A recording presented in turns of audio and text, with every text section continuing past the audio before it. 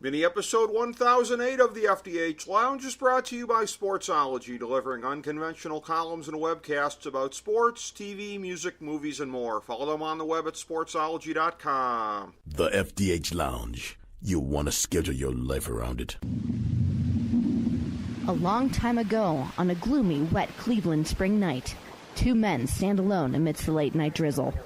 Their voices echo across the vacant station parking lot as they debate the merits of the great American radio show that have been missing for far too long. On that night, an idea was born. That idea became the FDH Lounge.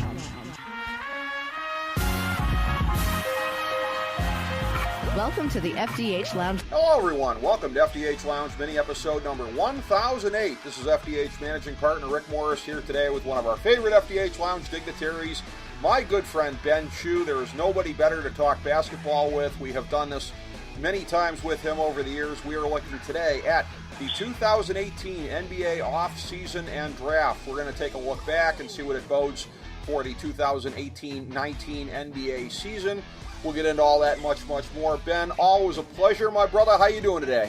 I'm doing good, Rick. How about yourself? I am doing fine, thanks. I am remarkably fired up to talk NBA, all things considered, not least of which because, again, and we'll get to this in a little bit, at least if I squint hard enough, my Cleveland Cavaliers, I can say, have a bright future. The present, not so much, and that's the note that we'll start on, because I think that's the note most people would expect us to start on.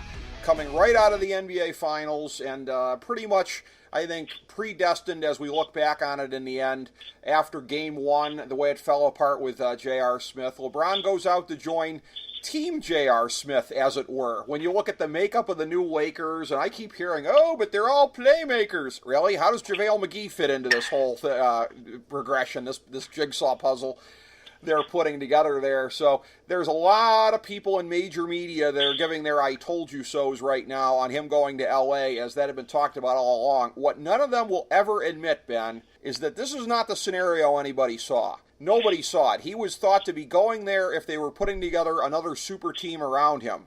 Him going there with the motley crew that is around him, nobody saw that coming, and yet here we are. Obviously, LeBron wanted to be in L.A., wanted to be playing for the Laker brand, as he has said, joining Magic and Kobe and the legends before him, Jerry West, Kareem, etc.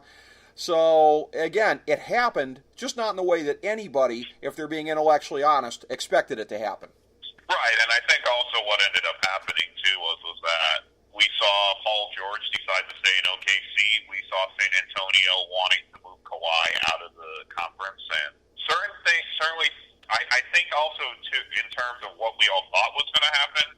Again, I mean, if we look at this through like a prism, Rick, it kind of does make sense for what LeBron likes to do whenever he goes to teams.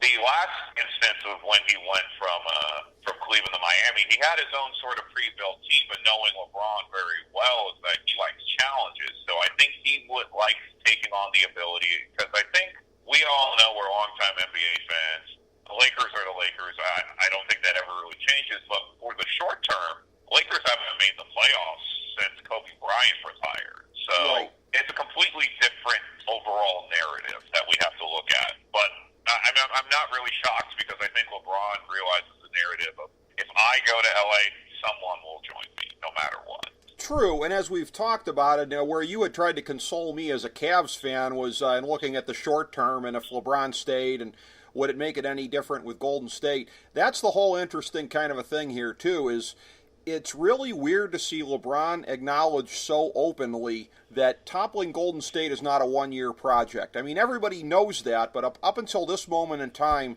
he's never admitted that. And that's where, to me, the whole hubbub about Boogie Cousins going to Golden State and what that ended up causing, to me, is ridiculous. I mean, it's a yawner. Okay, so Golden State probably goes through the playoffs next year. They probably get their precious 16-0 that they've been denied the last 2 years. But what big of a difference is that from where we are, where Golden State is standing head and shoulders above the rest of the league? They stack the deck a little bit more, and people are flashing back to when Kevin Durant went there. That's the move that stacked the deck, Ben. This is just gravy for them. Right, and I think right now, especially with the acquisition of Cousins, it's one of those scenarios where things just kind of work out for Golden State. You know, if, let's say, Cousins doesn't get injured, there were plenty there, and I'm not 100% sure if there still weren't suitors that were available. There was rumors he was going to Portland and rumors that he might stay in New Orleans, but it's very tough to blame a player who didn't get a lot of interest in the offseason due to his injury. To not be like, well, if there's a scenario that can get me to the best team, and arguably, if we can talk honestly, if that team ends up becoming one of the upper echelon of incredible teams, it's going to be the right decision for DeMarcus Cousins no matter how you play it, because Golden State right now has the depth and the talent to allow him to get back to full strength. Very much so. And, the way that it stacks up, that's a move that, like I said, there was a lot of media hype around it, but as far as the actual changing the X's and O's of the NBA, I don't think it really does nearly as much as the hype would have you indicate. But some of the other moves that you were talking about there, that for as much as there was supposed to be consolidation in major markets this offseason, you've alluded to this a little bit. PG-13 back to OKC. Nobody really saw that coming, at least most of the way. You've got Kawhi Leonard being traded against his wishes to Toronto. DeRozan ends up in San Antonio and sort of being the martyr in the whole situation there. Nobody really thought he was going to be on the move, but that ended up being the case. So for the teams that were on the verge, again, Boston really didn't have a whole lot in the way of cap room. You couldn't have expected them to be that anxious and being out there pursuing anybody, but nobody going to Philadelphia of any note. That was a real kind of interesting thing here. They've made some moves, but as far as a big move to put somebody in there, a.k.a. LeBron or Paul George or somebody of that ilk around their developing big two there, that ended up not happening. Of course, we go back to the whole Colangelo issue. The big thing for me in Philadelphia is I am shocked that unless he wants to just stay working for NBA TV and has kind of a cush existence, I don't know why they didn't just immediately give that job to David Griffin. I don't think it would have changed the calculus with LeBron at all, but at least they'd have a hell of a GM in place. Philly has seemed like they've been stuck ever since the whole Colangelo burner business came out. Right, and I think also the issue that they currently have to deal with is that this is one of the big building blocks of a young team, is that you have to try and figure out what are you going to do in terms of how you build the roster and how you improve the guys around you. And I think this is one of those rare times, Rick, in the NBA where stuff sort of just panned out differently from how everyone thought it was going to pan out. And especially if you count Philly, they're a young emerging team with some good veteran leadership. And I think the question we're going to have to ask at some point is that team good enough to get over the top right now? Or do they need to start planning to make a run at a guy very similar to, if we flash back to the 80s, how the old Philly 76ers got Moses Malone? That's a very good question. And again, I think what's funny is we're going to allude to this a little bit later when we get into talking about the draft stuff, and certainly with my Cavs, as far as needing something to happen, some improvement from within that may or may not be terribly likely at the moment. But for Philly, doesn't an awful lot of this come down to whether or not they can rehabilitate in some form or fashion? And I don't mean physically rehabilitate, but psychologically, whatever the case may be. Markelle Fultz, for as dominant a prospect as he was coming into the NBA, that's a thing where I think, again, if you had him and Simmons on the court at the same time with both of their playmaking abilities, that's really something where, and again, Fultz, prior to when he went down with whatever has happened to him,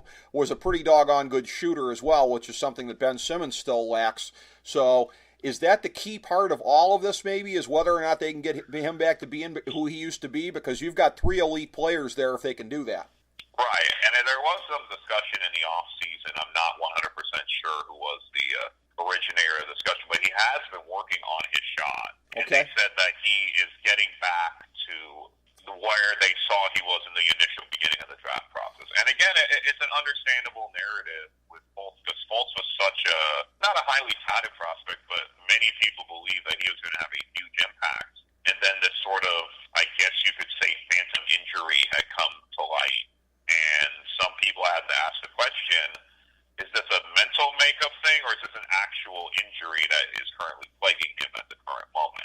But he has all the tools. People need to remember he still hasn't even reached the 23-year-old timeline yet. So he's still very young right now, and he can become that guy. And I think that's what kind of makes Brett Brown and the whole Philly organization, that's kind of their weird issue right now, which is, should we be should we be acquiring more assets in the long term to give us a deeper, long-term dynastic success? Or is this our moment right now, and what we need to do is acquire another big piece that can help get us to be the top of the East? Because, again, as you know, the East is still a very big toss-up with LeBron going to Los Angeles.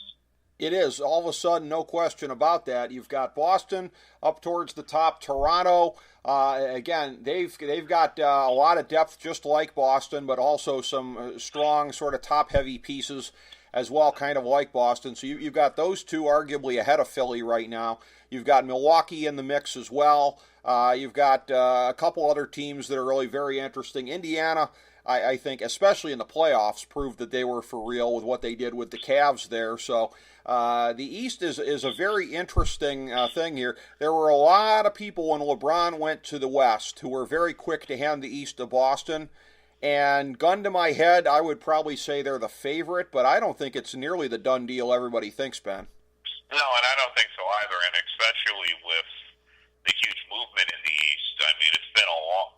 We have to consider LeBron James' longevity of just having him be the focal point of the Eastern Conference. It's been a long time since a LeBron-led team did not make the finals from the Eastern Conference. And at this timeline, you can, if we go back in a time machine and let's say Kyrie and Gordon Hayward both didn't get injured, I think more people would be content with saying Boston is clearly the pure favorites. But the question we all have to ask now is that since those injuries had happened, despite making it to the Eastern Conference Finals, they did look very shaky at times. And then now you're going to have to put out there Gordon Hayward and Kyrie, and there's, again, as you've heard in the offseason rumors surrounding, will Kyrie stay? That's right. In Boston, and right now with all the muddledness of the Eastern Conference, it's tough for me to think that whoever wins the East in the upcoming NBA season, that might not be the team that's guaranteed to have this long, lengthy run being a possibly dynastic team. It's very possible other teams like New York, Orlando, Chicago could even bounce up and all of a sudden be that sort of team. So again, it's very open right now in the East, and it's also weird that guys like with all of the movement now. We haven't even talked about how Milwaukee is very quietly possibly one of those teams that can make that next jump at some point. That's right. They might be able to do that. And you mentioned New York. We're already at the point where 2019 is going to be a fascinating summer. The Knicks with the cap room that they could potentially have and maybe a little bit more cap room. You don't necessarily look at guys like Hardaway and Cantor as guys that you can necessarily easily move with the salaries, but the way the cap keeps going up, they might be able to do that. You've got Durant who's been linked to them, Kyrie who's been linked to them. It won't be both because Kyrie being Kyrie, he's got to be the alpha on a team, which ironically, notice how these rumors have flared ever since it looked like Jason Tatum was going to become a transcendent player in Boston and that the Celtics wouldn't necessarily be Kyrie's team the way that everybody thought going in there. So very fascinating to look ahead to next summer to see some of the possibilities here. There weren't a lot of teams with enough cap room this summer, but there are going to be some pieces next summer. While Durant is not necessarily that likely on paper to make a move, he could because once the Warriors three-peat, he's kind of proved his point there. He's got a chance to build his historical legacy by doing it somewhere else. Even Klay Thompson has been linked to other teams next summer. So there is a possibility because, again, the Golden State thing, I've been on record as saying it's not going to go on as long as people think it is. People are giving them the next 3 titles in a row. The next one clearly, but I'm not even willing to say 2 in a row at this point. So the summer of 2019 may have something to say about that, whether it's the beginning of the breakup of Golden State or just other players moving to other teams. This summer was a very fascinating one, but I don't think 2019 is going to suffer by comparison. No, not at all. And I think the real question for Golden State, and I think the one sort of argument that's still out there for that team to extend their run is the 4-peat. It's been a long time in the league since there has been a team that's 4-peated. And it feels almost to me like that would be probably the big challenge that Steve Kerr can present some of these guys to make them even more legendary at that point. But I think the real question is going to be, will Golden State suffer from championship fatigue? We didn't get to really see that with the Jordan Bulls because he took that time off to play minor league baseball. Yep. We started to see Lakers in the 80s and a little bit with the Celtics going into the early 90s. And I think that's a major concern you have to say for them. And again, it wouldn't shock me if this big five lineup they currently have, a couple of those pieces spin off and go somewhere else, or Golden State gets ahead of it and then makes a deal to trade them to another location. I mean, they've been linked to every sort of young, talented player, and I think there's a lot of unsure narrative because Golden State's there, in terms of Golden State's longevity, because they've always planned to make moves ahead of schedule, or how their owner Joe Lacob used to say, light years ahead. And I think the question is going to be is, when you do get light years ahead, you cannot keep your current team the way it is. That's true. You have to always keep updating. You always have to keep acquiring new talent. So it's going to be a very interesting 2019, because I think you can see a huge sea change to different teams and different locations just because of some things that are out of control, very similar to how 2018's free agency class was. That's right. And by the way, and here's a real clip and save, but I would say, and looking at this here, everybody just seems to be assuming Boogie Cousins is a one-year deal. I'll tell you what, if Durant does start looking around for another place next year, if Durant does look to go do something else in 2019, I understand it's not as simple as taking one salary slot and applying it to another player because of, again, bird rights and all of that kind of stuff. But with financial machinations, I could very well see Boogie Cousins staying on there if Durant doesn't or Klay Thompson doesn't. If one of those salary spots, in other words, kind of comes open and they want to hang on to an awful lot of star power, and if Boogie Cousins comes back from the Achilles full-blown by the end of the year, and we'll see how that goes, because with a big man, it's always iffy.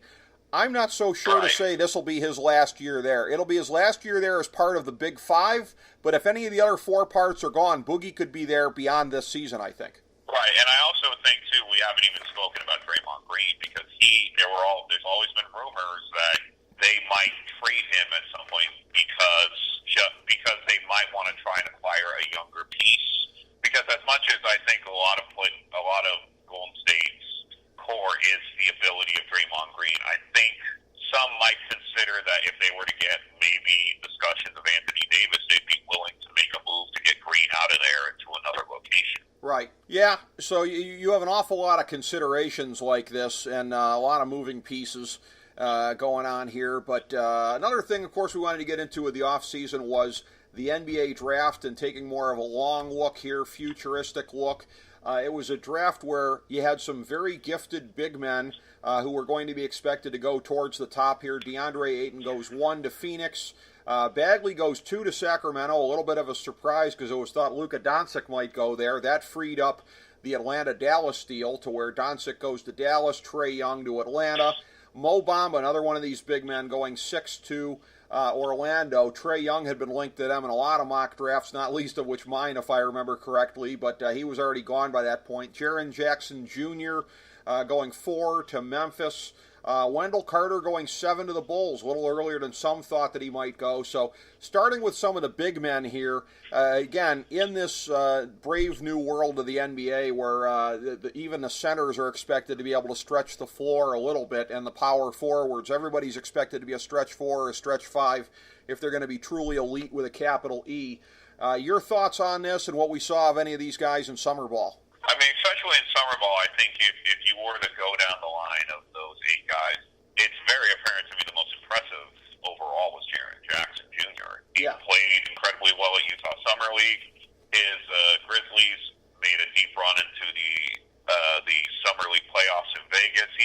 And I think the one major thing with him was that he was, again, in Tom Izzo's system. So sometimes we're not really sure how good of a player. We just spoke about Draymond Green. We all thought he was a good player, but he turned out to be much better than I think a lot of us thought. But for Memphis, he's the perfect sort of guy to move with a new team, new era.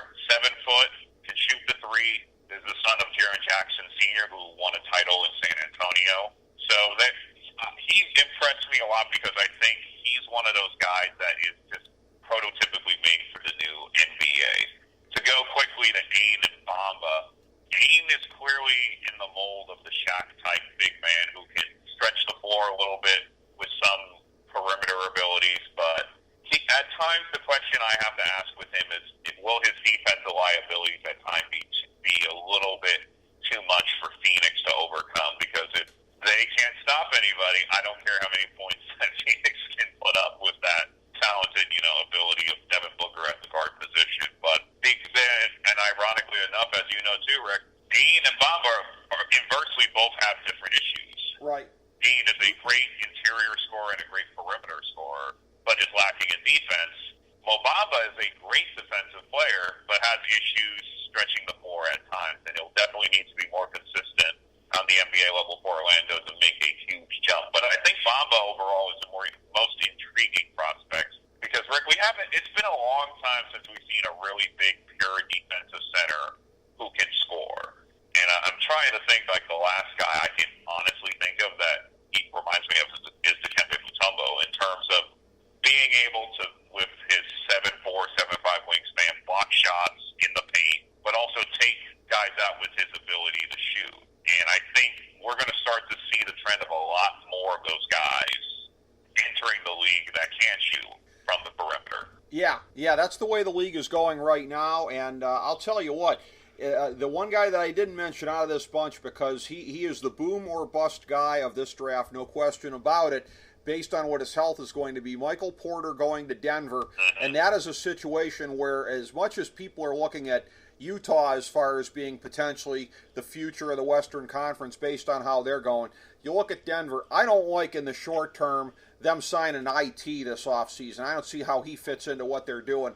But a lot of these other excellent young pieces, I don't know what the ceiling is on a lot of these guys, but certainly well above average, a lot of these fellas here. And then obviously at the center position, as strong as they are and locking it down right there, you look at that where if Porter, if he can be somebody who comes in and is able to be healthy, and there's thought about them possibly redshirting him, but I mean, the upside of him and Jokic together going forward with some of the other pieces in place, Denver could have as bright of a future as anybody in the league based on the health of Michael Porter. Right, and I think very quickly to bring Trae Young into the conversation as well. I think both him and Michael Porter were the biggest boom-bust prospects in the draft because you can see a guy like Trae Young turning into a Steph Curry. You can see Michael Porter Jr. turning into a Kevin Durantula-type player who can score from any spot on the floor. But what I think, especially Michael Porter Jr., what makes him such an intriguing prospect overall was that he was a big megastar coming out of the Seattle high school region.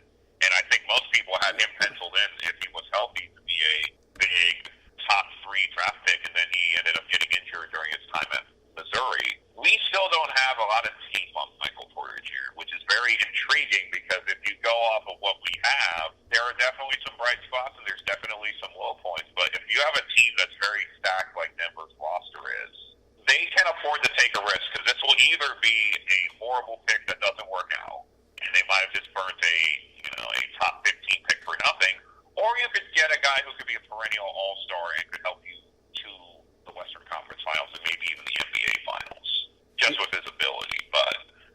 It's very similar. I know we talk about Cleveland a lot on here, but it's very similar to Kyrie Irving's situation coming out. We had the tape, we saw the games, but when your sample size is, I like to believe, below 10 games, there's always that intrigue of we don't know how great this player is until we get to see him. Well, yeah, and I remember that, and I remember in 2011, and on air and off air, I was a passionate advocate of the Cavs taking Kyrie Irving over Derek Williams because my thought was very few people seemed to dispute that he had a higher ceiling. And to me, when you're in that spot, it's all about ceiling. You swing from the heels, to use that baseball analogy. And if you're Denver and you're picking at 14, and with the talent on your roster, unless there are really weird circumstances, you're never going to be picking in the top 5. You swing from the heels at 14 if Michael Porter's there. That's a guy that in normal circumstances would never fall to you in a draft. This is a guy who can be one of the very best players in the league if he is good here. A guy who's been compared to a young KD in a lot of ways here. So if you're Denver, yeah, I mean, because at 14, a lot of times, Maybe not this year, because this year, like 2017, was another one of those, I think, historically great draft classes. But generally speaking, at 14, it's just like, I hope we can get a rotation player here. You get a chance to get a megastar at 14, you do it, Ben. Yeah, and I completely agree with what Denver has done. And let's remember, there was a very big timeline after the LOAI Nuggets where they were just in the dregs of the Western Conference. Yeah. And all of a sudden, with their moves to also to acquire Paul Millsap, and you get him with the extension of a guy like Jokic, and then the improved play of Jamal Murray and Gary Harris at the guards, they have a very interesting young team. It almost seems like a little bit of Philly West almost.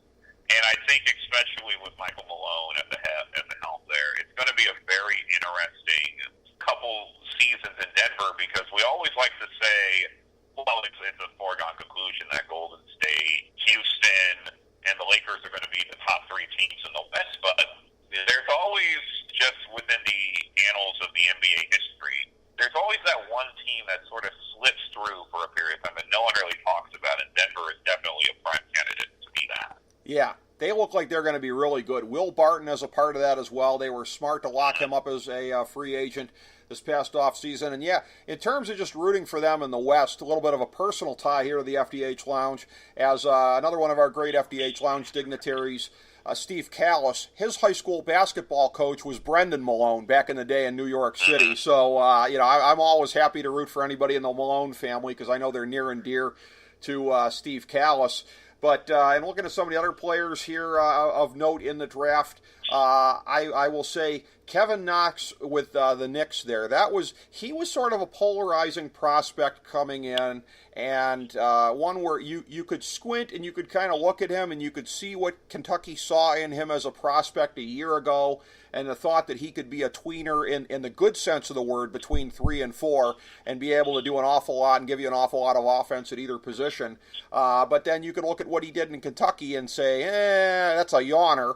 But in Summer League, by and large, we saw the better version of Kevin Knox, and it's got people excited there that, you get Porzingis back in the mix.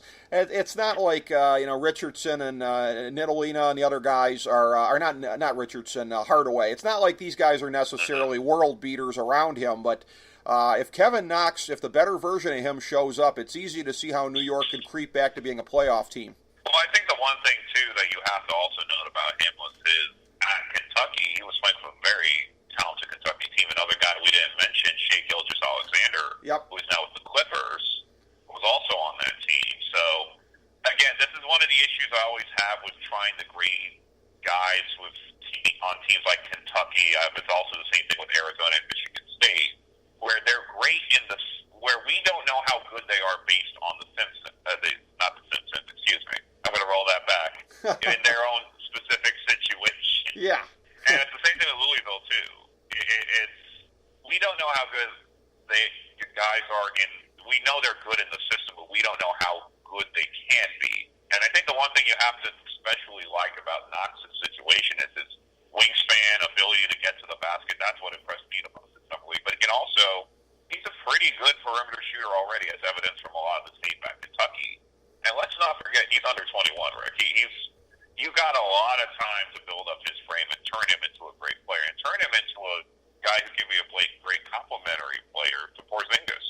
Because I think that's one of the issues originally, is that Porzingis is a great player, but at this time, New York hasn't given him a true second option. I know he was playing with Carmelo at the time, but Carmelo was always number one. Right. So this might be the first time he's had an ability to play with a guy who will defer to him, but will also give him the ability to spread the floor a little bit more. Yeah, it makes it very interesting going forward in New York. And again, it's been a long time coming for those fans to have anything to cheer about, but they were happy with what they were seeing in summer ball, which brings it around to, all right, point of personal privilege, my Cleveland Cavaliers. We'll talk about them a little bit here. Summer ball was exciting. It was a real punch in the nards here when LeBron left, and the thought of having to rebuild this time around here. But Colin Sexton, you and I were very, very hyped about him coming into the draft. Even in a great draft, I think it's going to go down as a steal getting him at number 8 with the kind of career I think that he's going to have if he stays healthy. Love the attitude. A lot of the things that have come out about Kyrie subsequently in the down years before LeBron got to Cleveland, that he may not have had the psychological makeup. Ironically, for as much as Kyrie wants to be the man, he seemed to sort of shirk, and a lot of these stories are only coming out now, at what it took to be that guy. Colin Sexton is insanely determined, confident, whatever. I think he's got the mindset to do that. And we talked about guys for whom there's not an awful lot of tape on. I'll tell you what, I've watched, and again, people are going to snicker when I say this, the Oak Hill tape, but Billy Preston, a guy who I think there would have been an excellent case for him being a top 10 prospect coming into this draft, not least of which because he was a 5-star recruit a year ago. 5-star recruits should very well, potentially at least, equate to being a top 10 draft pick a year later. We all know what happened there, NCAA sanctions, or, well, not the sanctions, but the threat of sanctions, I guess, with that suspicious car that he had. It was just a bad time to have a car like that with the whole FBI thing going on. So he goes over to play in Bosnia. He's hurt. It's a lost year. Somehow or another, he doesn't get drafted altogether.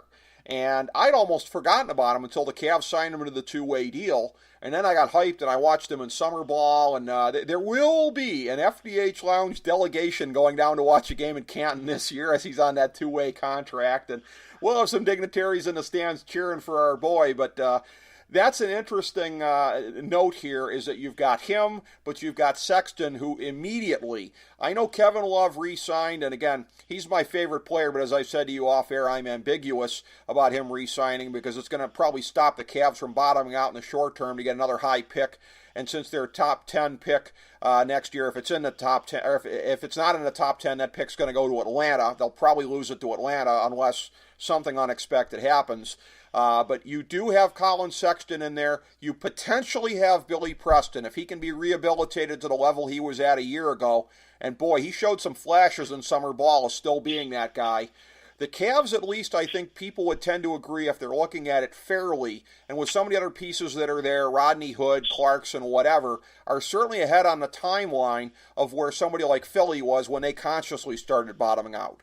Right, and I think just to take both of those players one by one, I was impressed with Preston as well at Summer League. I think he's very rangy still. His shot, it still needs a lot of work, but anytime you can get a young athletic guy who could possibly make plays and be in part rotation, you're going to want to get those guys. And even if he doesn't pan out to be a superstar or even a rotational guy, he at least has the promise of being a very good player. And I think I know it has to be hard for Cleveland fans to not be guaranteed the NBA Finals anymore, but at this point, you have to be consoled in the narrative that on the second go-around, you guys have a really good young team with at least one caliber star in terms of Kevin Love, and there's going to be hope for rebuilding, and there's hope to make the playoffs this year because the East is still the East. That hasn't really changed, but I think overall, the one thing I will say about Colin Sexton is just watching tape on him and watching how he plays, I have not seen a more competitive draft pick in at least the last 10 years. And he can do a lot on the floor. We already saw what he did at Alabama under head coach Avery Johnson. We saw him play 3-on-5 and almost win a game by himself. So I think that one thing that you do have to know with Sexton is that his competitive edge is just something I haven't seen in a while from guys. I mean, we all know I'm a Sonics fan by heart. He reminds me a lot of Gary Payton. He reminds me of the ability to get to the basket and make plays for other guys. So Sexton, a lot of people, it's very honestly, people are going to go for Luka. Obviously, Luka is probably going to be, if he has even a breath of a great season, it's probably going to be the Rookie of the Year. But at this point, I would think just based on pure numbers alone, I think I would argue that Sexton has a very good chance to be the dark horse candidate for the Rookie of the Year award. I mean, also just because we didn't really get to touch on Doncic overall. I think he's going to be a great fit for Dallas. They've been looking for that star to replace Dirk for a while now. He's that guy, and think about those guys they have around him right now. Dennis Smith Jr. had you would say a good rookie season, not really the Buffo, Russell Westbrook type rookie season that most people were expecting from him, but he's a really good player. You have guys like Josh Powell. You have guys like Harrison Barnes. You have a lot of talented guys around him, so I think Dallas is going to definitely be a huge threat in the West if Luka turns out to be a superstar in the league. That's a great point. I want to talk about Dallas here. The one segue I'll make back to the Cavs is because, again, Dallas has the great prospect here. I'll still call him that 1 year into the league, Dennis Smith Jr., who I was just raving about after watching tape on him coming into the draft last year. I said this year, Colin Sexton, the one thing that separates the two, again, he's still got to do a little bit of work on his mid-range and on his outside shot. There's nothing to indicate that won't happen. And I think Colin Sexton will be Rookie of the Year if he moves quicker than I think and anybody else thinks he will make those strides in developing that. If he's ahead of schedule, I think he's the Rookie of the Year. Would you agree? I would agree with that, too. Again, obviously, I think the two favorites are going to be Ayton and Doncic, but he can definitely be in there. And one thing that you have to also, just watching Summer League, you have to be impressed by his pure game speed. Because we off-air have discussed in terms of the transition of NFL mobile quarterbacks into the NFL. And sometimes they are not as good as we think they're going to be just because game speed is much different. Right. The one thing that definitely you could tell about Colin Sexton from the Summer League was that his game speed at Alabama really was his game speed it's going to be in the pros. There are going to be some issues with him because he's going to have to deal with a lot more bigger bodies in the paint that he was used to and then playing against teams in the SEC. But one thing you do have to is that he's just the most competitive, fearless player I've seen in a long time. Yeah. And if we've learned anything through sports, Rick, those are the guys that will usually be successful no matter what.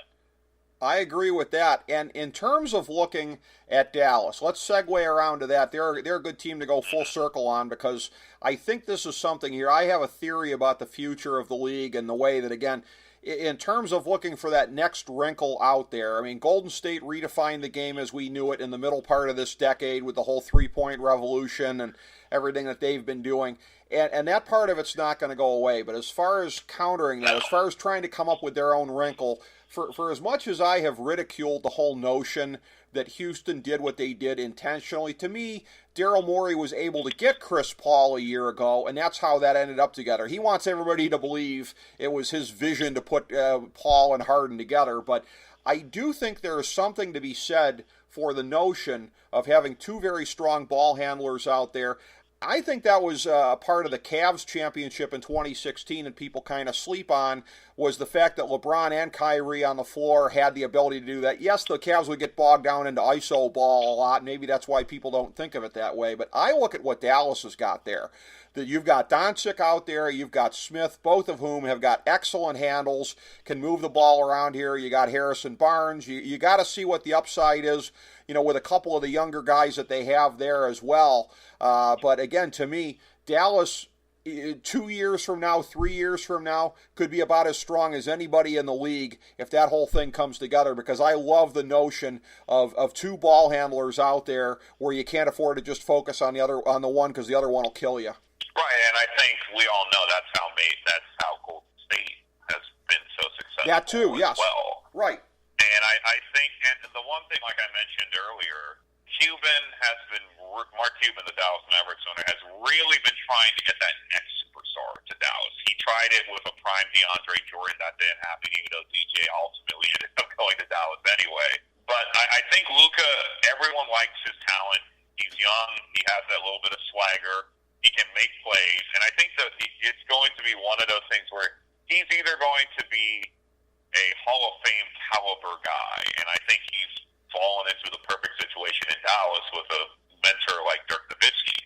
And it feels to me that if Dallas making that transition to the young gun team that they're probably going to be long term, they can definitely build some guys that build that team however they want. And I think especially with any narrative, it would be big. I also feel like we do need to touch on Chicago, and we also have to touch on Sacramento. But I figure you do you want me to go for my thoughts on all that stuff? Or? Go ahead, because to be honest with you, I have a hard time kind of knowing what to make of those rosters, so I'll defer to you on this. Sure.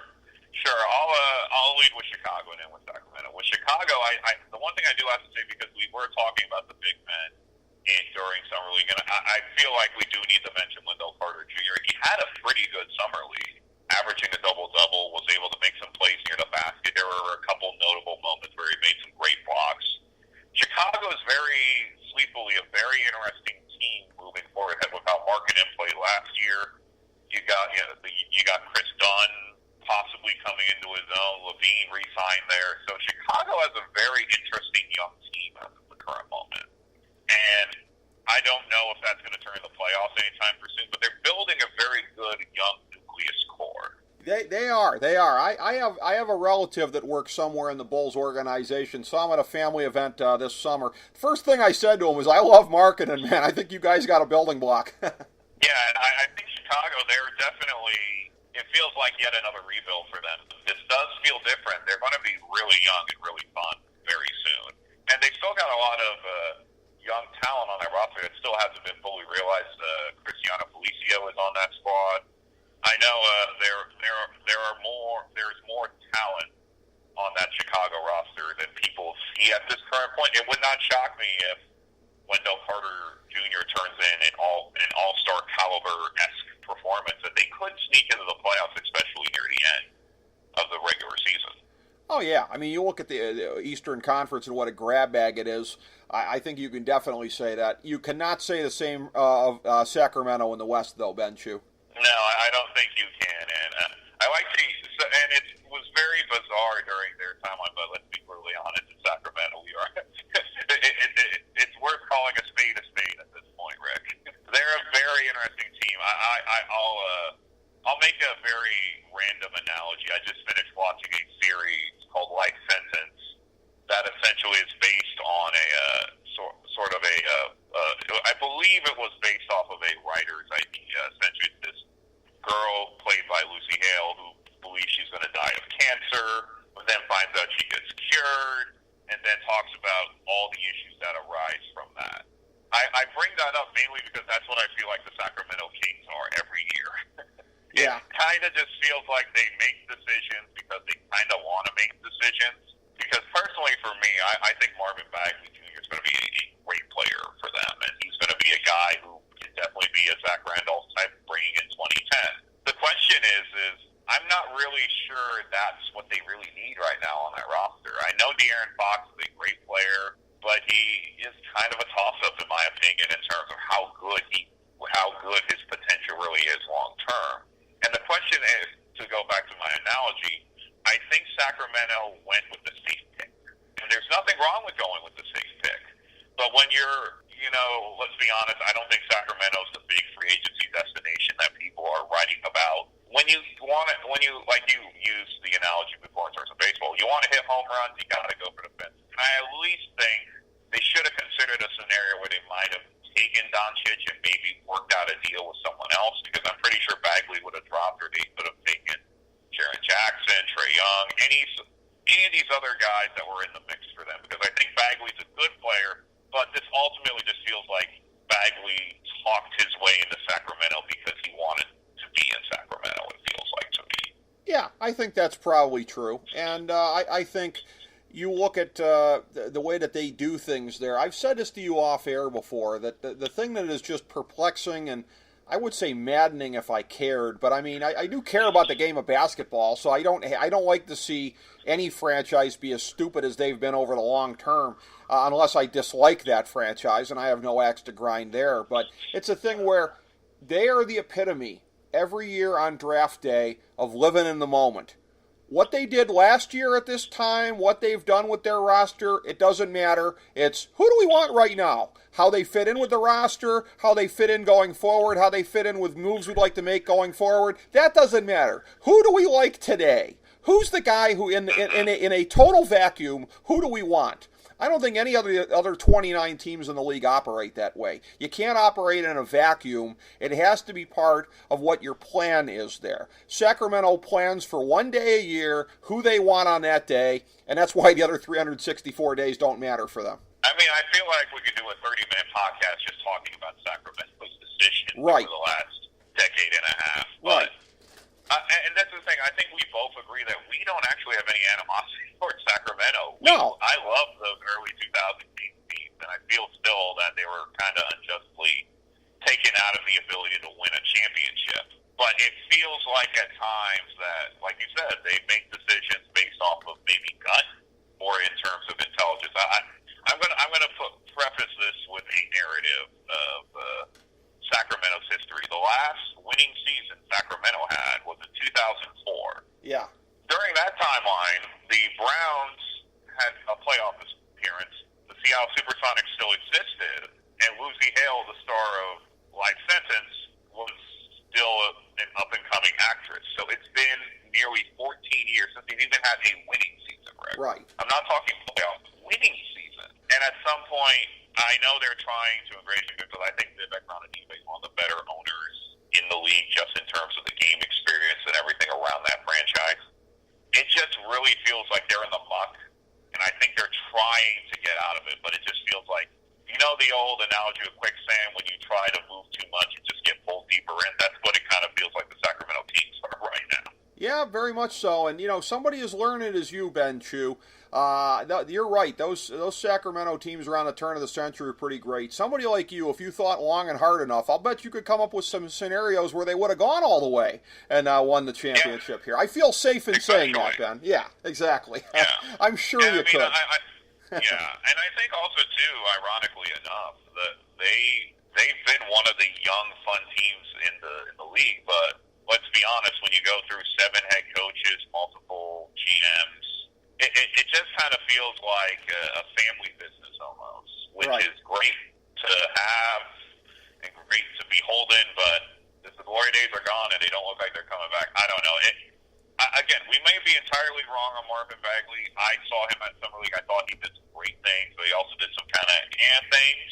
Right. But he definitely has it's just tough for me to personally believe at this stage of their career, unless either of them get injured, that you couldn't make the argument that Doncic was the better pick at that point. Right. And the worst case was you say, well, he holds out, but we could trade him for more assets, even right. on draft day, because I guarantee you, if there was already discussions that Dallas wanted to acquire a Hawks pick, there's absolutely no way that they didn't give Sacramento a call at the same timeline. Right.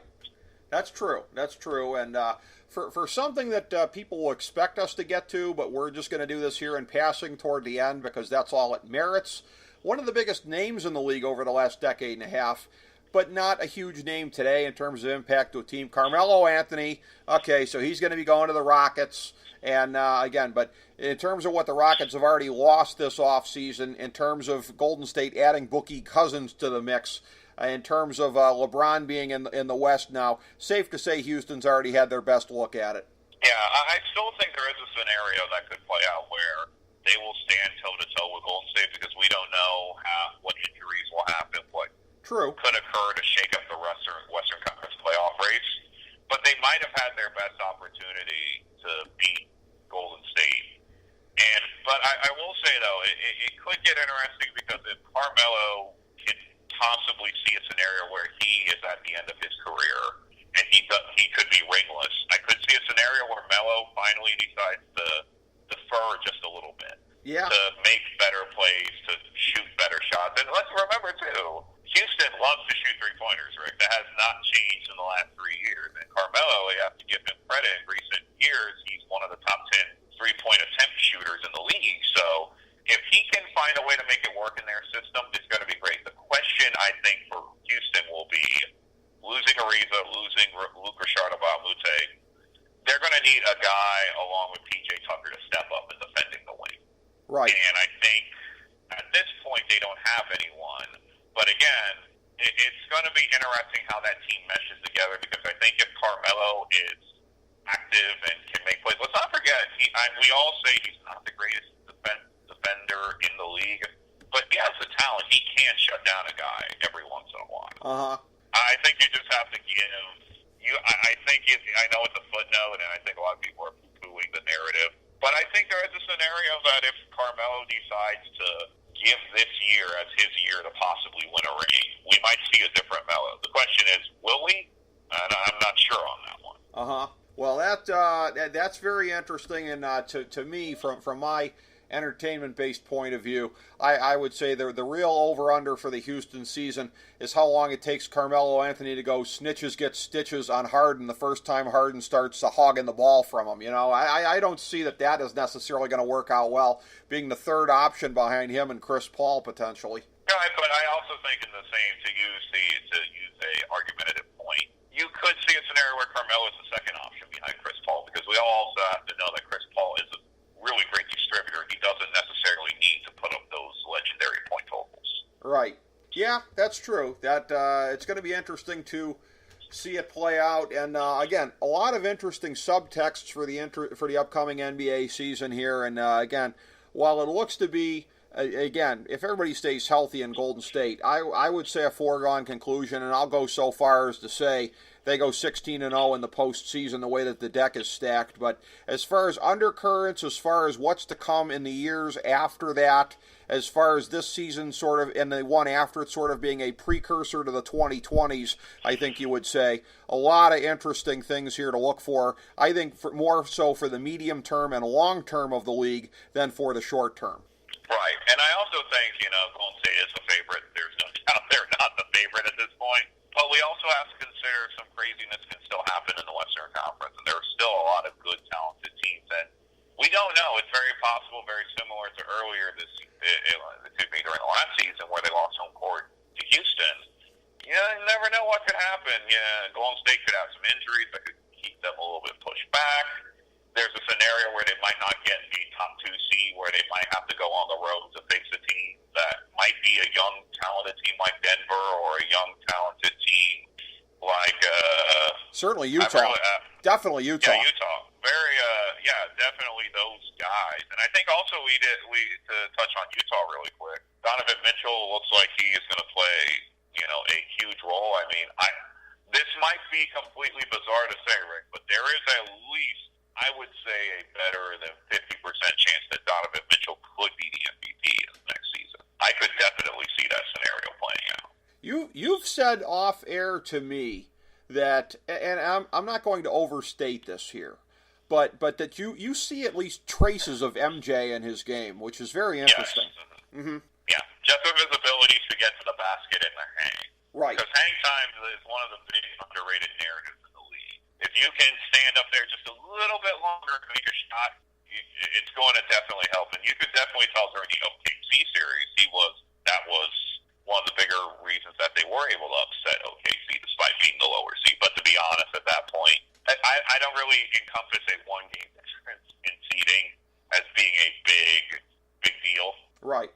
So, but Utah's a very interesting team moving forward, and it's the same thing with Denver as well. I could see a scenario where just all the stars align and Golden State does fall at some point. But again, the league is what it is at this point. And it's very hard to bet against Golden State, especially with them acquiring Cousins in the offseason. But again, I mean, the argument you can even make there is that maybe Cousins fractures the locker room. There is some sort of petulant narrative that's followed him his entire career.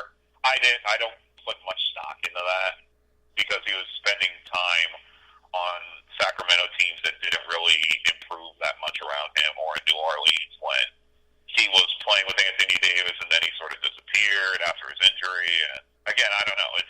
There's still a lot to happen in the upcoming season. It's definitely, I think there's a lot more storylines than last year, I would argue. Well, I mean, in terms of him fracturing the locker room, I think Golden State has already proved, and as much as I hate to put them over in any way because I still loathe them, but I have to be honest here. In terms of their chemistry being fracture-proof, bro, they had Swaggy P on their team last year, I mean... Yeah, but it's Swaggy P, though. I mean, the question you have to ask is that it probably is bulletproof, but the question I think you have to ask is that Swaggy P and JaVale McGee were not superstars.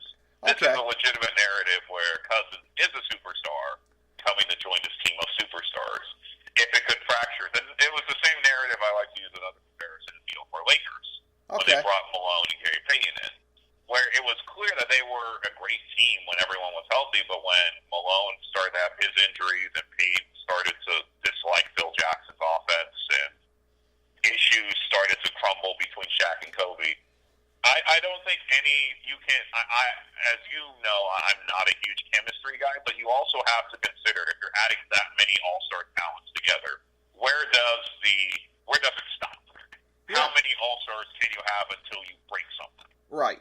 And that's where we're at right now, is that they've reached the point of ridiculousness on this. And again, people are reacting, I think, emotionally to seeing him go there as opposed to, like I said, the actual impact. I mean, they were going to win the championship, all things being equal anyways. This just makes it a little bit more emphatic in that way. But again, even with that being the case, as we've said, so much to look forward to, more for the medium term and the long term of the league, and to see these trends develop, and to see the way that the whole kind of back and forth goes in the Eastern Conference, the jockeying for position towards the top in the now LeBronless East. So I'll be watching that with great fascination, as I know you will be, and talking about this subsequently with you. A true pleasure, as always, Ben Chu. Thank you so much for being on with us, my man. Oh, I appreciate it, Rick. Have a good rest of your time surviving in Cleveland, Ohio without LeBron James.